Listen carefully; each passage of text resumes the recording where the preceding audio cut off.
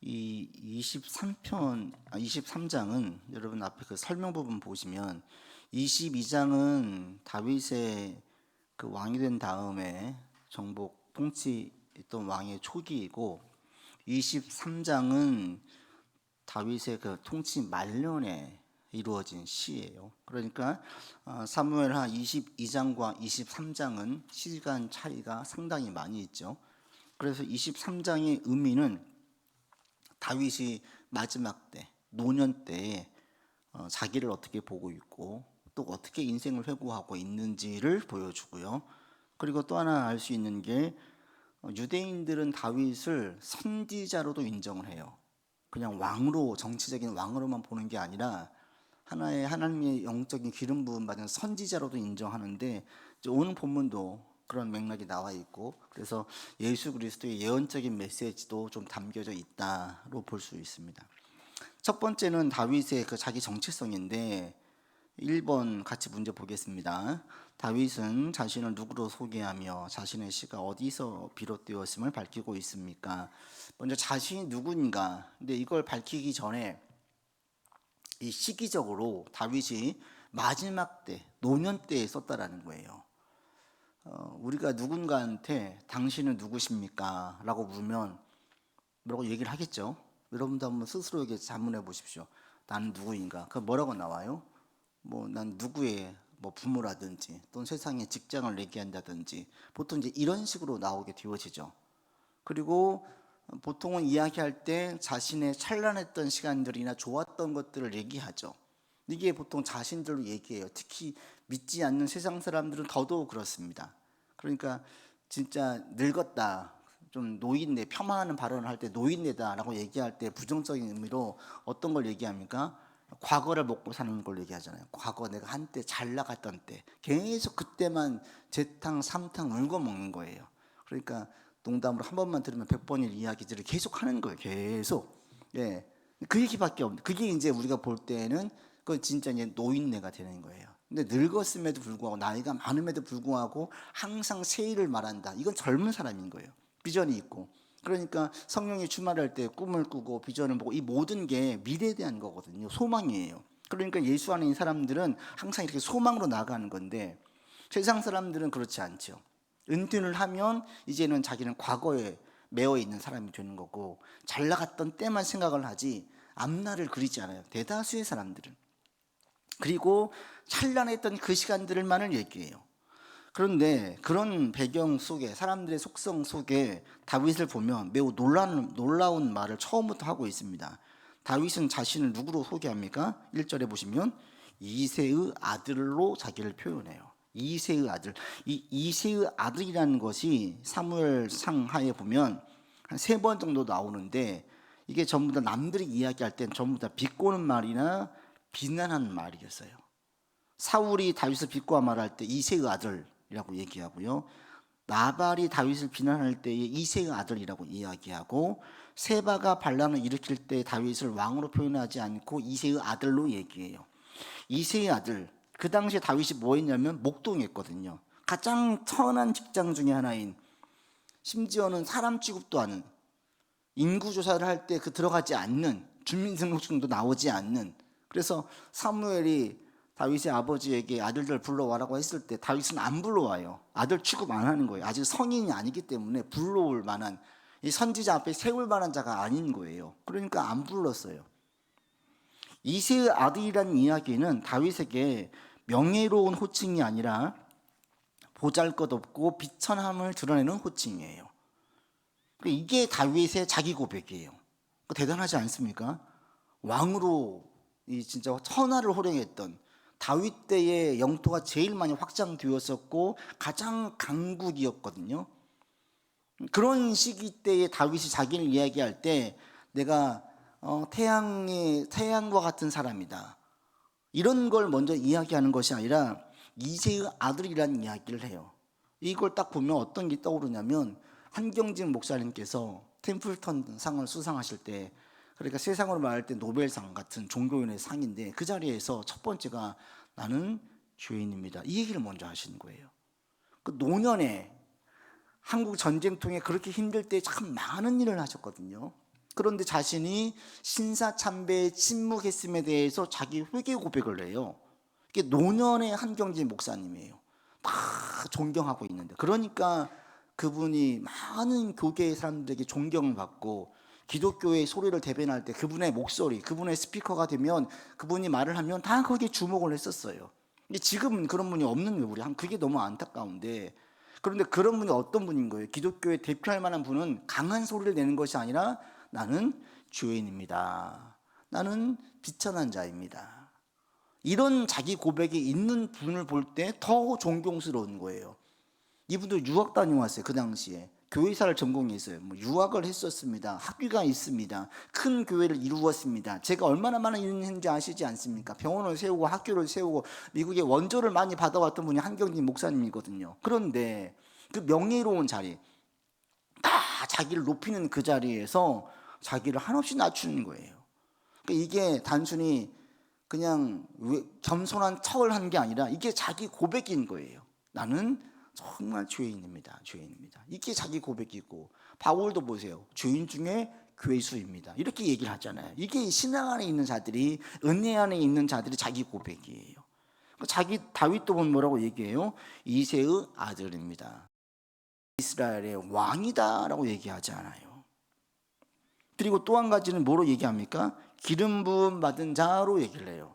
이게 다윗에게는 자기 정체성이 너무 중요한 거예요. 우리로 말하면 뭐예요? 나는 구원받은 자입니다. 이 고백이에요. 나는 하나님의 아들입니다. 이게 인생 말년의 다윗의 고백이었다는 거예요. 그러니까 예수님 안에서 신앙생활을 하면 할수록 내가 예수님 믿은 게 너무 좋은 거죠. 너무 감사한 거니까 첫 마디가 이런 얘기인 거예요. 나는 구원받은 자, 나는 하나님의 아들이에요. 나는 하나님의 딸이에요. 하나님께서 나를 구원하셨어요. 이 얘기를 제일 먼저 하는 거예요.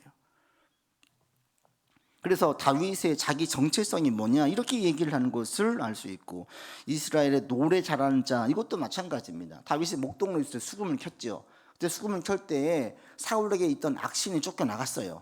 그러니까 하나님을 찬양하는 노래들로 이루어져 있는 것을 알 수가 있고, 다윗의 이 고백도 예언적인 메시지인 거예요. 그러니까 여기에 보면 사회적인 지위나 신분이나 정치적인 것들이 하나도 없고 전부 다 신앙 안에서의 자기 고백이에요. 신앙 안에서 내가 어떤 자인지, 나는 정말 아무것도 아닌 자였는데 이런 나를 불러가지고 하나님께서 여기까지 오게 하셨어요. 그게 이제 5절 이하에 있는 자기의 지금 형통함에 대한 그 고백인데, 이 모든 것들은 내가 수고하고 노력하고 계획을 잘 세우고 함께 있는 자들을 통해 가지고 어떤 계획을 짜고 이런 게 하나도 없어요. 전부 다 출발이 하나님의 은혜인 거예요. 우리가 시간이 흘러가면 흘러갈수록 이런 고백이 우리 가운데 있기를 바랍니다. 다윗은 하나님 앞에서의 자기 존재를 망각하지 않았어요. 우리도 마찬가지입니다. 우리가 하나님 앞에 설 때 우리가 어떤 자겠어요? 세상에서 아무리 잘 나가는 자도 하나님 앞에서는 아무것도 아닌 존재, 아무것도 아닌 존재. 그냥 한마디로 우리는 뭐냐면 죄인이에요. 죄인. 죄인은 우리를 불러서 하나님의 자녀 삼아 주셨고 하나님이 우리의 아버지 되셨습니다. 이게 얼마나 감사한 일이에요. 우리 주님께서도 오늘 새벽기도 나누었지만 부활하신 다음에 하시는 게 뭐예요? 제자들에게 너희 아버지, 나의 아버지 곧 너희 아버지로 얘기해요. 형제라고 얘기해요. 우리의 신분이 완전히 바뀌어진 거예요. 이게 얼마나 감사한 일인지. 저도 신앙 안에 있으면 있을수록 주님 하나님 없으면 못 살 것 같다는 생각이 더 많이 드는데, 하나님께 마음의 소원을 아뢰고 마음의 고백을 드리는 시간이 점점 더 늘어나는 것 같아요. 근데 그게 너무 감사하고, 하나님을 믿고 따르는 게 얼마나 복된지 더 한번 계속 새록새록 느끼면서 살고 있는데, 이게 다윗에게는 인생 말년의 고백이었어요. 그렇게 많은 것들을 누리고 있고, 그런 다윗임에도 불구하고 다윗은 전혀 그런 곳에 취해 있지 않고 자신이 어떤 존재인지를 절대 망각하지 않았습니다. 하나님 안에서 우리의 정체성이 분명하게 세워지기를 바랍니다. 하나님 안에서. 세상적인 사회적인 것에서 세워진 정체성은 다 벗어질 때가 오지만 하나님 안에서의 세워진 정체성은 점점 더 빛이 나요. 이걸 보고 나가는 거지. 그래서 이렇게 살아간 신앙인들은 인생 말년에 가면 예수 믿는 게 가장 큰 복이지, 이거 나오고 예수님 믿냐, 믿어라, 잘 믿어라, 이렇게 나오는 거예요. 그 모든 것들을 총합해가지고 나오는 한마디가 이 말인 거죠. 예수님 믿어라, 믿음 안에 있어라. 이게 가장 좋은 거거든요. 우리에게도 이런 다윗과 같은 고백이 계속 있어지기를 바랍니다. 그러면서 2절에 다윗이 이렇게 말하죠. 여호와의 영이 나를 통하여 말씀하셨다. 그래서 자기가 지금 자기 말하는 것이 아니라 성령께서 내게 감동을 주셔서 말하는 것임을 다윗이 말하고 있어요. 그래서 다윗이 이야기할 때 두 가지를 말합니다. 하나는 하나님을 믿는 자들이 보게 대하여서, 하나는 하나님 반대하고 있는 자들에 대한 심판에 대하여서. 그럴 때 어떤 자가 진짜 복받은 자냐, 어떤 왕이 칭송을 받느냐 3절에 얘기하고 있습니다. 같이 봅니다. 이스라엘의 하나님이 말씀하시며 이스라엘의 반석에 내게 이르시기를 사람을 공의로 다스리는 자, 하나님을 경외함으로 다스리는 자, 이 자가 복되다 라고 얘기하는데, 사람을 대할 때는 공의로 대하고요, 하나님을 대할 때는 경외하는 마음으로 나가는 자. 사람을 대할 때 필요한 게 뭐냐면 우리 사랑이죠. 사랑, 자비죠. 그런데 사람들과 일을 진행할 때 가장 기본적으로 필요한 게 뭐냐면 공의라는 거예요. 공평하고 의롭게, 모든 사람을 대할 때에 공평하고 의롭게 대하는 주권자라면, 권세자라면 하나님 글을 쓰신다라는 거예요. 이것은 하나님께서 옳게 보시는 삶의 모습이기 때문에 그 사람이 설령 믿지 않는 자라고 해도 공의롭게 일을 진행하잖아요. 하나님의 일을 함께 도모하게 되어져요. 개인적으로 우리의 삶도 마찬가지예요. 여러분 삶에 있어서 사람들에 대한 일을 진행할 때에 할 수 있는 한 힘써서 공의의 사람이 되기를 바랍니다. 이게 하나님의 편이에요. 하나님이 일하시는 방식이 바로 이렇게 진행되어져요. 공의로 나가는 사람들, 모든 사람을 대할 때 공평하게 대하는 거고, 그리고 옳게 대하는 것, 이게 우리 기본적인 삶에 다른 사람들을 대할 때의 태도가 되어야 돼요. 그리고 하나님을 대할 때에는 경외심, 경외한다는 게 뭐겠습니까? 쉽게 말하면 하나님을 의식하는 거예요. 의식하는 거, 경외한다는 거, 두려워하는 거예요. 경외한다는 게 집안에 어른이 계시면 집안에서 그 질서가 잡히죠. 전에도 말씀드렸지만 우리 교회 집사님 한 분이 자기가 너무 억울한 게 남편하고 대판 싸워보지 못한 게 되게 억울하대요. 무슨 얘기냐 그랬더니 시부모님을 모시고 살아가지고 집에서 큰 소리로 싸움을 나본 적이 없대요. 막 참고 너무 화가 나면 밖에 나가서 잠깐 싸우고 왔는데 집에 큰 소리 한번 못 쳐본 게 억울하다고 그분이 그렇게 얘기를 하시는 거예요. 부모님이 계시면, 어른이 계시면, 그게 아주 유교사상이 강한 분들은 어른을 의식하면 말을 가려요. 이게 부모를 경외하는 거죠. 하나님을 경외한다는 게 뭐냐면 의식하는 거예요. 왕이면 세상에서 가장 큰 권세와 힘을 가지고 있어요. 요즘 트럼프 보세요. 그냥 이 난리가 아니에요. 캐나다 관세 50% 먹였다가 또 줄였다가, 그냥 이게 대통령으로 하기에는 너무나 졸부 같은 느낌도 들고 너무나 일관성이 없고 신중하지 않는 모습을 보는데, 워낙 큰 힘을 가지고 있는 사람이다 보니까 막 증시가 출렁이고 캐나다와 그 외교 관계가 막 왔다 갔다 하고, 계약했다가 그 관세를 또 50% 올렸다가 또 줄였다가 또 캐나다도 조율을 하게 되어지고, 지금 국가 간에 지금 난리가 나고 있어요. 힘을 가지고 있으면 자신이 볼 때 마음대로 붙이는 성향이 인간에게 다 있어요. 거칠 게 없으면 자기도 모르게 교만해지고 자신감이 넘치자 이게 자만에 빠져가지고 자기는 다 할 수 있는 거예요. 그런데 여호와를 경외하는 자들은 그런 교만함과 그런 자만에 빠지지 않죠. 권력을 남용하지 않아요. 이걸 고삐를 잡아주는 것이 하나님이에요. 다윗도 한번 그런 위험이 있었잖아요. 바세바를 범하였을 때 자기의 권력을 남용한 거죠. 여호와의 법을 무시한 거죠. 하나님을 경외하지 않는 거죠. 나단을 통해 책망을 받고 난 이후에 다윗이 바뀌지 않습니까? 다시 돌아와요. 다시 회복하는 거예요. 여호와를 경외하는 것, 그게 하나님을 의식하는 거고, 하나님 보시기에 옳게 행하면 그의 삶에 죄로 인한 고통과 악이 성행하지 않는 삶이 되기 때문에 복받는 삶인 거예요. 우리가 큰 복을 받지 않아도, 죄로 인해서 후유증만 겪지 않아도 우리가 복받은 거예요. 여러분, 보통 우리가 연락이 없으면 그냥 그 자체가 평안한 거죠. 누군가 연락이 오면 이게 지금 뭔가 지금 힘들고 어려운 거예요. 우리 몸도 마찬가지지 않습니까? 몸에 이상이 없으면 그냥 건강한 거예요. 이게 제일 좋은 거죠. 어디 병이 났어요. 이게 몸이 불편해요. 이건 몸이 안 좋은 거잖아요. 죄에 대한 후유증만 없어도 인생은 행복해요. 근데 그러기 위해서는 여호와를 경외하는 거예요. 의식하는 삶이에요. 우리 안에 이런 모습이 계속 있어지기를 바랍니다. 여호와를 계속 힘써 경외하시고 사람들을 대할 때는 공의로 대하려고 힘을 쓸 수 있는 저와 여러분이 되기를 바랍니다. 바로 그런 자가 복을 받는 거고요. 그런 사람에게 있는 복이 4절과 5절, 4절에 이렇게 얘기하고 있습니다. 4절 같이 읽습니다.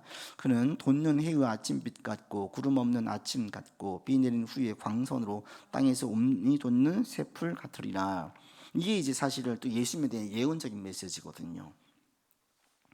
이렇게 하나님의 공의로 사람을 다스리고 하나님을 경유하는 자, 이거 온전히 이루신 분이 예수님이신데, 이러한 자는 돋는 해의 아침빛까지 환하게 비춰지고, 구름은 여기서 이제 부정적인 것을 의미한데, 그 구름이 하나도 없는 부정적인 것이 사라진 그 어려움, 장애인물 이런 것들이 사라지는 평안한 삶을 살게 되어지고, 땅에서 오미 도는 새풀같이 새 생명이 살아나는 역사들이 있어진다라는 거예요. 일어나고 기운이 일어나고 회복되어지고 거칠 것이 없고 좋은 일들이 계속 생겨지고, 이 복 받는 거 아니겠습니까? 다윗이 이제 5절에 그렇게 얘기를 하는 거죠. 자기도 그런 자가 되었다는 거예요. 여호와께서 견고하게 세워주셨다, 이것을 얘기하고 있는데, 그래서 이걸 한편으로는 예수님에 대한 예언적인 메시지로도 봅니다. 그리고 다윗이 또 하나 중요하게 여기는 게 있죠. 그게 바로 언약이에요. 언약. 5절인데 3번에 보시면 3번 같이 읽어보죠. 하나님께서 다윗에게 언약을 맺어주십니다. 하나님께서 다윗과 맺은 언약은 무엇입니까? 다윗이 이 노년에 인생 말년에 지금 가지고 있는 게 뭐냐면, 염두에 두고 있는 게 이거예요. 내 나라를 어떻게 하면 더 견고하고 강성하게 할까, 제도를 잘 군비하고 왕자를 후계자를 잘 세우고 병사들을 많이 두고 그리고 무기들을 확실하게 준비해서 이 나라를 견고하게 해야지, 이게 아니라 다윗이 가지고 있는 것은 5절이에요. 영원한 언약, 하나님과의 약속이에요. 약속. 이 언약의 말씀 우리 같이 읽겠습니다. 내 집이 하나님 앞에 이같지 아니하니하나 하나님이 나와 더불어 영원한 언약을 세우사 만사에 구비하고 견고하게 하셨으니 나의 모든 구원과 나의 모든 소원을 어찌 이루지 아니하시랴. 영원한 언약에 대해서 이야기하죠. 그 언약이 뭐냐? 22장 맨 마지막 절 가보십시오. 읽겠습니다. 여호와께서 그의 왕에게 큰 구원을 주시며 기름 부음 받은 자에게 인자를 베푸시며 영원하도록 다윗과 그 후손에게로다, 이렇게 말씀하셨어요. 기름 부음 받은 자에게 인자를 베푸시고 그의 자손 후손에게 영원히 베푸시는데, 이게 사무엘하 7장 16절에 보시면 다윗이 하나님께 성전을 지으려고 하니까 하나님께서 짓지 말라고 하죠. 그러면서 나단을 통하여서 언약을 주시죠. 그때 이 사무엘하 7장 16절에 내 집과 너의 나라가 내 앞에서 영원히 보존되고 너의 왕위가 영원히 견고하리라, 이렇게 말씀하시거든요. 그래서 이게 이제 훗날 예수님께까지 오는 거죠. 너의 나라가 영원히 내 앞에서 보존되어진다 라고 예언하시는 거예요. 이 다윗은 이 말씀을 딱 붙잡은 거예요. 우리가 보통 이야기할 때, 누군가 얘기할 때 저 사람이 나한테 막 큰 돈을 후원해 주거나 뭘 얘기하면, 그런 것 눈에 보여주는 가시적인 걸 주면 이걸 귀하게 여기지, 그가 했던 어떤 약속의 말씀 자체를 귀히 여기진 않죠. 왜? 인간의 말은 얼마든지 이 변덕이 있고 또 이루어지지 못할 상황도 있다 보니까 이게 큰 무게감이 덜해요. 물론 이제 아주 신뢰할 만한 사람, 그 약속을 하면 반드시 지킨 사람들의 말에는 무게감이 있어서 그 말은 귀담아 듣지요. 하나님은 어떤 분이냐면 하신 말씀을 피하지 않고 반드시 다 이루시는 분이에요. 그렇기 때문에 다윗에게 이렇게 말씀하셨다라는 것은 다윗에게 너무 좋은 거죠. 이거는 반드시 이루어질 말씀이니까. 그래서 다윗은 그 말씀을 노년의 삶에도 붙들고 있는 거예요. 우리도 마찬가지. 우리가 평생 여러분 뭘 붙들고 살겠어요? 말씀이에요. 말씀. 왜? 그 말씀은 반드시 이루어지니까. 여호와의 말씀만 영영이 서니까. 하나님이 전능하시고 능력이 수행하지 않고 우리를 보호하신 눈길을 거두시지 않기 때문에 하나님께서 하신 말씀은 반드시 이루어져요. 막을 자가 없어요. 여호와의 말씀은 반드시 그렇게 되어지는 거죠. 그래서 말씀을 붙들고 사는 사람들이 복받은 사람들이에요. 우리 가운데 계속 이렇게 말씀을 붙들고 나아가는 자가 되기를 바랍니다. 4번 같이 봅니다. 하나님은 사악한 자를 어떤 존재와 같다고 말씀하시며 그들이 어떤 결과를 맞을 것이라고 하십니까? 6절 보시면 내버려질 가시나무 같다. 이 가시나무는 그래서 손으로 잡을 수도 없다 라고 얘기하고 있죠. 가시나무, 이 사악한 자는 무익한 자, 쓸모없는 자, 무가치한 자, 이렇게 얘기를 하는데, 당연히 그 하나님께 칭찬받는 자의 반대의 개념이겠죠. 여호와를 대적하는 자, 말씀을 가볍게 여기는 자. 그런 자들이 어떤 결과를 맞느냐? 7절에 보시면 불살리리로다. 다 없어진다. 사라진다. 결국 하나님께서 심판하실 때에 이런 사람들은 전부 없어진 존재가 되는 거예요. 완전하게 소멸되어진다. 그래서 지금 잠깐 빛나는 것 같은데 뿌리가 뽑힌 마른 풀처럼 삐쩍 말라버릴 때가 온다. 누가 영영이 빛이 나느냐? 시냇가에 심기운 나무 같은 자가 누구냐? 여호와를 경외하는 자, 여호와를 아는 자, 여호와를 따르는 자, 그런 자가라고 성경에서 일관되게 말하지 않습니까? 이게 복받은 자예요. 그래서 우리가 이런 안에 복받은 삶으로 살 수 있기를 바랍니다.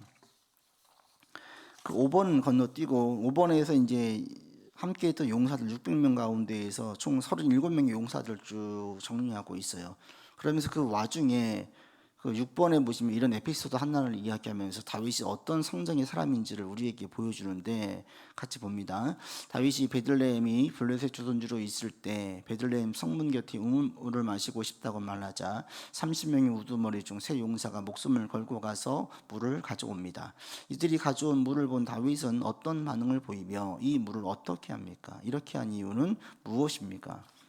13절 이하에 보시면 다윗이 물을 마시고 싶어해요. 그 당시에 베냐민 땅이 베들레헴이 블레셋 사람의 진영에 속해 있었는데 다윗이 베들레헴 성문 곁에 있는 우물물을 마시고 싶어하는 거죠. 그래서 15절 보시면 누가 내게 마시게 할까? 그러니까 16절과 17절 읽겠습니다. 세 용사가 블레셋 사람의 진영을 돌파하고 지나가서 베들레헴 성문 곁 우물물을 길어 가지고 다윗에게로 왔으나 다윗이 마시기를 기뻐하지 아니하고 그 물을 여호와께 부어드리며 이르되 여호와여 내가 나를 위하여 결단코 이런 일을 하지 아니하리이다. 이는 목숨을 걸고 갔던 사람들의 피가 아니니까 하고 마시기를 즐겨하지 아니하니라. 세 용사가 이런 일을 행하였더라. 이 다윗의 성정을 알 수가 있죠. 사람들이 얼마나 충성하는지를 알 수가 있는데 목숨 걸고 가서 물을 떠온 거예요. 그랬더니 다윗은 그 물을 마시지 않아요. 이 물을 뭘로 얘기해요? 이 용사들의 피로 얘기를 하는 거예요. 이 물은 그냥 물이 아닌 거예요. 목숨값인 거예요. 목숨을 걸고 가져온 거예요. 세상 사람들은 어떻게 합니까? 기분 좋아하죠. 야, 나를 위해서 네가 목숨을 내놓는구나. 그래, 내가 너는 평생 챙길게. 내가 이런 존재야? 자기를 과시하는 용도로 써요. 근데 다윗은 이거 어떻게 합니까? 이 물은 그냥 물이 아니, 이건 목숨값이에요. 목숨값. 뛰어난 장수들이 목숨을 걸고 떠온 물인데 이 물을 대할 때 다윗은 가장 귀한, 세상에서 가장 귀한 물이죠. 목숨값이니까. 이 물을 하나님께 드리는 거예요. 하나님께로 부어드리면서 이 물은 전제로 하나님께 드려요. 자신을 높이지 않고요. 부하들의 목숨을 귀히 여기는 거죠. 그래서 가장 귀한 물이기 때문에 이것을 하나님께 드리는 거예요. 다윗이 하나님을 어떻게 대하고 사람을 어떻게 대하는지를 알 수 있는 하나의 에피소드예요. 가장 좋은 것은 하나님께 드리는 거예요. 가장 귀한 것은 하나님께 드리는 거예요. 그리고 자기와 함께하는 부하들의 목숨을 하찮게 여기지 않아요. 너무 귀하게 보고 있죠. 그들의 수고와 노고를 결코 가볍게 여기지 않아요. 다시 한번 또 한번 언급되어주는, 그래서 밧세바를 범했던 그 죄의 사건이, 이 죄가 얼마나 무서운지를 알게 해요. 이렇게 깨어있는 다윗이 우리야 장군을 사지로 몰아서 죽게 만들지 않습니까? 일평생의 오점이죠. 그러니까 우리가 평소에 알았던 다윗과는 완전히 다른 모습의 다윗을 보게 만드는데 이게 왜 그래요? 죄 때문에 그렇다. 죄 때문에. 그러니까 인간은 어떤 인간이든지 죄가 들어가면요 무너지는 건 한순간이에요. 다윗을 보세요. 그렇게 훈련을 많이 받았음에도 불구하고 한번 무너지니까 여호와의 말씀을 깨어나기 전까지는 이게 걷잡을 수 없는 거예요. 그러나 보통 때의 다윗은 이런 존재였다라는 거예요. 그래서 하나님은 이런 다윗을 당연히 귀히 여기겠죠. 그런 분들 주변에도 우리 신앙인들 많이 봐요. 귀한 것 있으면 막 하나님께 먼저 드리려고 하시는 분들. 하나님께서 이런 분들을 귀히 보시겠습니까? 보시지 않겠습니까? 당연히 귀히 보시는 거예요. 이게 한 가지만 봐도 그분이 어떤 성정인 사람이고 어떤 삶의 태도를 보이고 있는지를 우리에게 보여주잖아요. 하나님께 가장 귀한 것 드리려고 하고 하나님은 계속 의식하고 있고 하나님은 가장 귀히 여기면서 살고 있는 분들, 당연히 하나님은 그분들을 더 귀히 여길 수밖에 없는 거예요.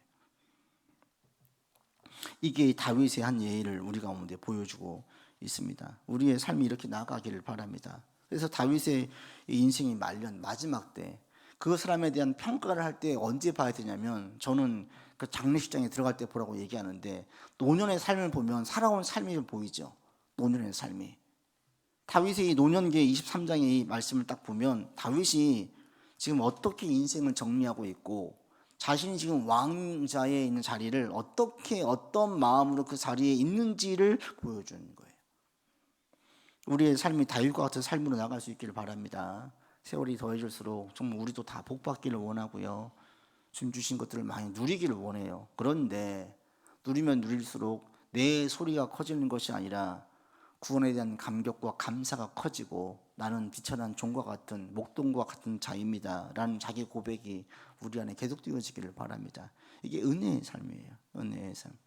그래서 이런 은혜가 우리 안에 있으므로 늘 감사하시고, 모든 사람을 대할 때 귀히 여기시고, 한 분 한 분의 수고와 헌신을 볼 때 가볍게 하찮게 보지 아니하시고 귀히 여기면서 사람들을 대하고 또 하나님을 대할 수 있는 우리가 되기를 바랍니다. 기도합시다. 아버지 하나님, 다윗의 이 시를 통하여 다시 한번 우리의 인생을 살피게 됩니다. 하나님을 경외하고 사람을 공의로 대하는 자, 바로 주님께서 그런 자에게 복을 주시고 그런 자를 통하여서 많은 역사를 일으키십니다. 이 모든 것이 예수님 때 이루어졌고, 예수님을 통하여서 우리에게 한 예표를 보여주셨습니다. 하나님, 우리의 삶에서 공의가 있게 하여 주시고 여호와를 경외하는 마음이 늘 우리 안에 가득하게 인도하여 주시옵소서. 주 안에 있는 자가 복을 받는데, 하나님, 우리가 복을 받기를 원하고, 주 안에 있는 자가 그 복을 누리는데 우리가 그 복을 누리는 자가 되기를 원합니다. 그리고 다윗의 자기 고백처럼 우리도 동일한 고백이 나오므로 늘 은혜와 감사와 주님에 대한 찬양의 소리가 계속 더해지는 우리의 삶이 되게 하여 주시옵소서.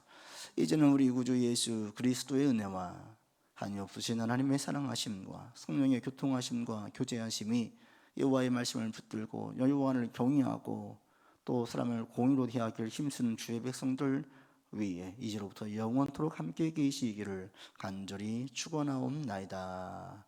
아멘.